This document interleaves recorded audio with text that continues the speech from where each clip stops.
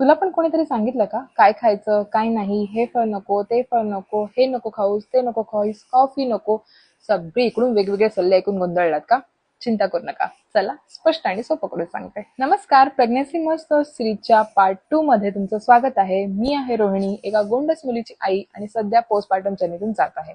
आज आपण बोलतोय प्रेग्नन्सी मध्ये काय खावं काय टाळावं, कारण खाणं हे फक्त आईसाठी नाही तर बाळासाठी जबाबदारीचं असतं. सुरुवात करूया काय खावं यापासून. पालक, बीट, डाळिंब, हरभरा आयर्नसाठी मस्त. ड्रायफ्रुट्स आणि बदाम, अक्रोड पण प्रमाणात. फळं जसं की सफरचंद, केळं, संत्र फायबरसाठी उत्तम. दूध, ताक, घरचं लोणी कॅल्शियमसाठी उपयोगी. आणि हो, भरपूर पाणी प्या, शरीर हायड्रेटेड ठेवा. काय टाळावं?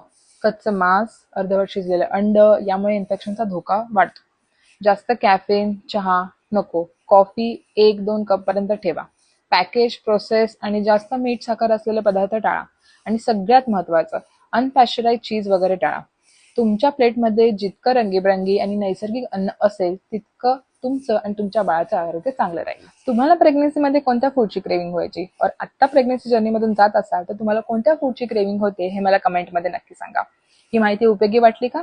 तर हा रील सेव्ह करा, शेअर करा आणि मला फॉलो करायला विसरू नका.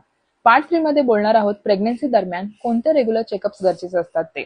तोपर्यंत सांभाळा स्वतःला, मस्त खा.